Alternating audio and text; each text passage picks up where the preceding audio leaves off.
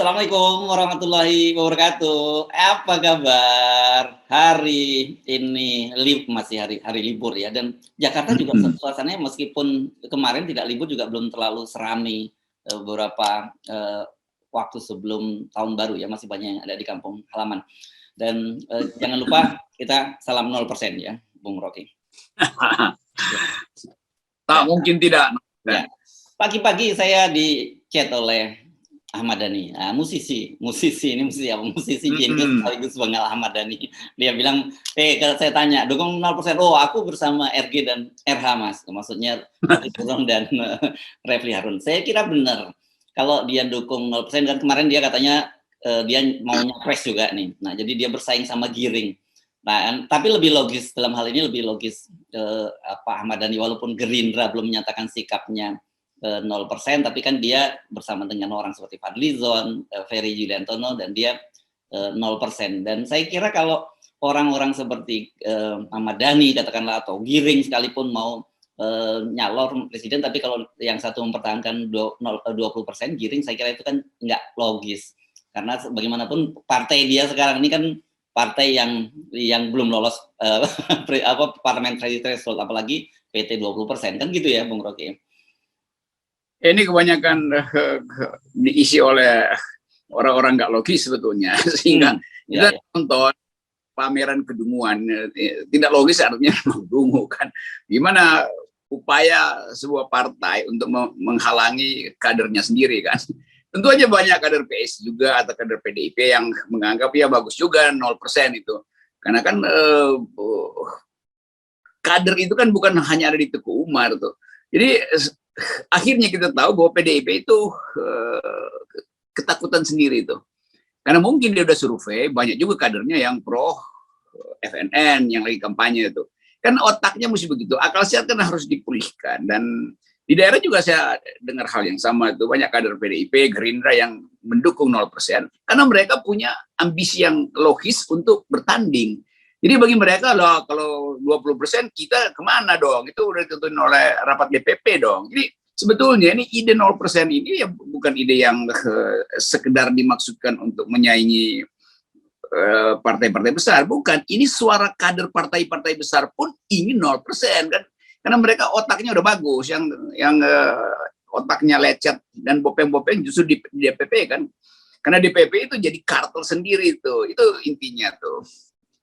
Oke, nah kan tapi kalau balik lagi, kalau Giring dengan kalau suruh pilih gitu, kan ini ada pilpres ya, Anda pilih mana, Giring atau Ahmad Dhani? Kalau misalnya 0%, Giring mestinya malu tuh menurunkan diri, kan dia mau kalau 20%, kan itu intinya, jadi terbalik-balik gitu. Ya kalau di popularitas dan kecerdasan mengolah isu, ya jauh lah, itu artinya bedain antara anak PAUD sama anak S3 itu jauh lah. Oke, jadi selama Giring mendukung PT 20%, kita minta baliho-balihonya dia turunkan, karena itu kelihatan dari situ saja dia nggak cerdas sekali ya, dari situ bahwa dia main tapi dukung 20% gitu ya. Itu mungkin bunuh diri dia sendiri kan dia tahu bahwa dia nggak mungkin mencalonkan kalau 20%, tapi kan bukan dia sebetulnya ya. Saudara Ketua PSI ini kan remote aja, di remote oleh supaya ngoceh-ngoceh gitulah. Jadi ya apa pentingnya tuh seseorang yang dikendalikan secara digital melalui baliho. Ya, ini menarik Anda karena membuat analogi antara anak PAUD dengan anak S3 ini, antara Giring dengan Ahmad Dhani. Tapi analogi yang sama juga digunakan oleh Sekjen PDIP Hasto, yang menyatakan bahwa presidensial threshold itu ibaratnya seperti ujian masuk ke perguruan tinggi, kan gitu. Jadi kalau semua orang bisa masuk ke perguruan tinggi, nggak melalui seleksi, nggak melalui PT 20%, ya dia seperti apa, kata dia, apa yang terjadi, apalagi dalam bangsa Indonesia yang 270 juta ini, kata dia perlu calon presiden itu orang yang punya pengalaman, yang cukup matang mengelola pemerintahan ini. Itulah bahasanya Hasto. Iya, Hasto ini memang nggak update dengan keadaan terakhir. Di seluruh dunia bahkan ada lagi yang namanya tes itu. Jadi anak SMA udah di watch bermutu maka diundang oleh perguruan tinggi. Indonesia juga begitu. UI itu 70% itu nggak ikut tes. diundang oleh rektornya tuh, karena dianggap masa SMA-nya udah bagus. Jadi kalau SMA-nya udah bagus, itu artinya nggak perlu lagi pakai threshold, tes segala macam.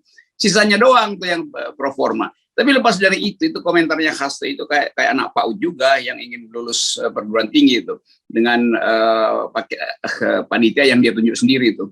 Jadi jadi PDIP mau jadi panitia, lalu semua orang disuruh daftar. Ya nggak mungkin lah PDIP kalau jadi panitia seleksi pasti kader PDIP yang dimajukan. Dan di situ kelucuannya tuh. Dan saudara Hasto memang ada dalam kekhawatiran sebetulnya tuh. Karena sangat mungkin yang dia calonkan itu bahkan kalau dites PAUD pun nggak masuk tuh. Apalagi mau lompat ke perguruan tinggi.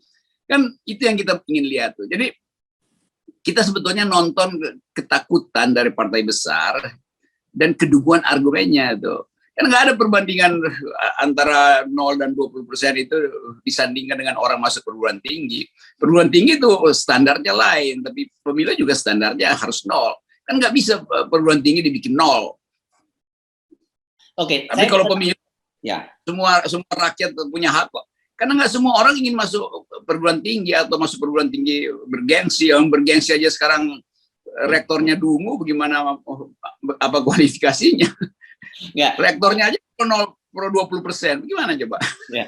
Oke, tapi saya coba menggunakan analoginya Hasto dan kemudian memahami permainan para oligarki ini kan mereka menyatakan bahwa ini seperti masuk perguruan tinggi. Oke, tapi yang mereka mainkan nggak fairness karena mereka membatasi bahwa yang boleh ikut tes itu hanya ini, gitu kan kira-kira gitu, yang hanya orang ini yang artinya kalau saya nggak bisa menganalogikan soal PT 20%. Nah, itu apa kekayaan atau tapi pokoknya kira-kira dibatasi hanya orang-orang tertentu saja yang boleh ikut tes. Dan dengan begitu sebenarnya dia udah bisa memperhatikan bahwa yang lolos juga bukan orang yang terbaik, tetapi orang terburuk di antara yang terbaik. Terbaik di antara yang terburuk.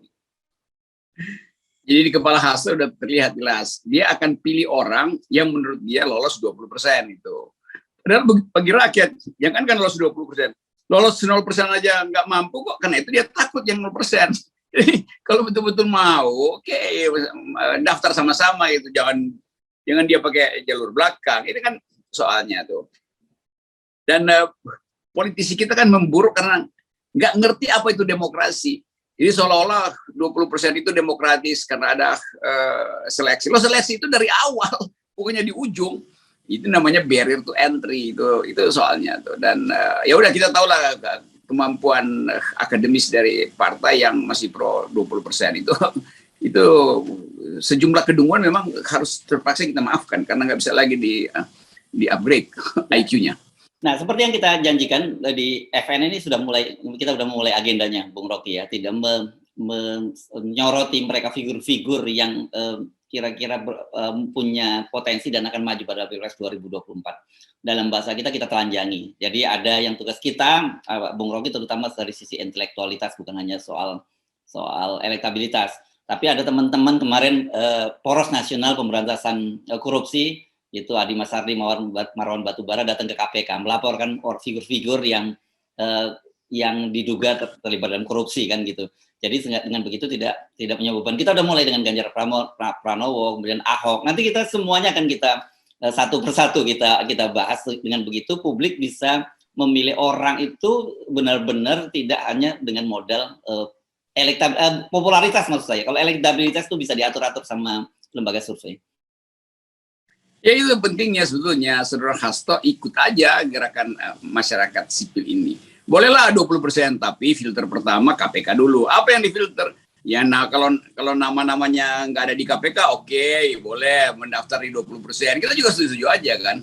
Tapi justru itu yang ditakutkan oleh partai-partai besar. Sebab nama-nama yang mereka sebut bisa lolos 20%, itu juga nama-nama yang ada di sprint di KPK tuh kan. Soalnya begitu. Jadi sekali lagi kita tapis pertama ada soal integritas, itu soal korupsi, kita tapis soal IQ melalui intelektualitas, baru kita masuk pada elektabilitas, begitu kira-kira tuh. Jadi gampang aja kita lihat gerakan ini Adi Masardi CS yang memang berupaya untuk memberitahu rakyat bahwa jangan ditipu oleh surveyor yang mengatakan bahwa elektabilitasnya tinggi. Oh iya, tapi moralitasnya rendah, intelektualitasnya buruk, integritasnya nol, kan begitu. Nah, dan sebenarnya kita bisa membaca kok apa yang mereka mainkan ini. Sebenarnya kan itu mereka ingin ada lapangan permainan itu apa luas lapangannya mereka atur, hakim garisnya mereka atur, kemudian aturan skor pertandingannya juga sudah mereka atur. Nah, itulah sebenarnya yang dilakukan oleh mereka. Makanya kemudian ini agendanya langsung kelihatan, Bung Rocky, misalnya soal pilkada DKI saja. Ini jangan ngomong pilpres dulu lah. Pilkada DKI ini kan Anies Baswedan masih akan turun dari jabatannya pada bulan Oktober ya. Masih 10 bulan lagi. Tapi pagi-pagi mereka sudah mulai bagi-bagi atur. Siapa nih yang akan jadi siapa yang akan jadi pejabatnya nanti, terus siapa yang tahun 2024. Kan itu sudah mulai disebut itu. Ya, ini orang-orang yang ketakutan begitulah, bersiap-siap padahal banjirnya masih jauh sebetulnya. Tapi dia menganggap bahwa kalau nggak dari sekarang, dia akan dilupakan. Tapi orang tahu juga justru diucapkan sekarang, orang mengerti bahwa Anda itu sebetulnya mau nyolong star, itu yang nggak boleh sebetulnya. Jadi kita mau pulihkan akal sehat bangsa ini dengan memberitahu bahwa permainan kekuasaan itu berlangsung di semua level. Mulai dari kebijakan, udah dikorupsi, 20% itu adalah kebijakan yang koruptif. Lalu persiapan hari ini juga terlihat kasakusuk yang intinya adalah tuker tambah, jual beli, nyalok, segala macam itu kan. Jadi bagus juga sebetulnya. Jadi rakyat dari awal lihat di dalam diskursus publik kita ada dua level. Level pertama adalah level intelektual yang berupaya menerangkan bahwa demokrasi itu artinya 0%. Dan level pemain-pemain gorong-gorong ini yang menganggap bahwa harus melalui gorong-gorong baru presiden terpilih. Nah sekarang akibatnya itu. Kan misalnya, coba kita lihat, PDIP ingin agar supaya 20%. 20% itu comply dengan prinsip supaya presidensialisme itu menjadi lebih efektif gitu. Nah sekarang kita lihat bahwa 20% itu menghasilkan 20 juta orang miskin, kronis. Menghasilkan 22 juta rakyat miskin kronis dan 10 juta anak-anak stunting. Di mana itu berlangsung? Di dalam era Presiden Jokowi. Jadi di mana efektivitasnya presiden itu? Kalau menganggap bahwa tugas presiden mencerdaskan kehidupan bangsa, memelihara orang miskin. Itu nggak terjadi. Jadi apa yang jadi efektif di dalam sistem presidensial yang 20% itu? Kalau hasilnya adalah pemiskinan dan pembodohan, itu kan begitu.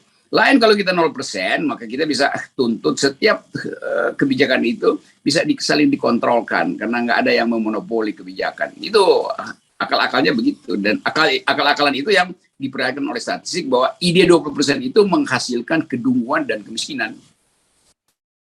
Nah, tetapi di luar bahwa mereka berupaya sangat keras gitu membuat memonopoli aturan dan seolah-olah bersikap demokratis, tapi seperti Anda selalu sinyalemen Anda selalu sebutkan bahwa sebenarnya cakar-cakaran di antara koalisi ini, di antara lingkaran istana ini sudah mulai berlangsung.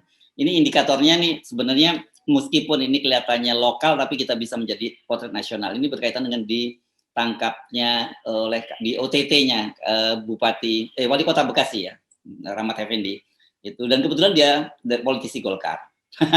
Dan kemudian menurut putrinya dia menduga bahwa kuning ini memang sedang diincar.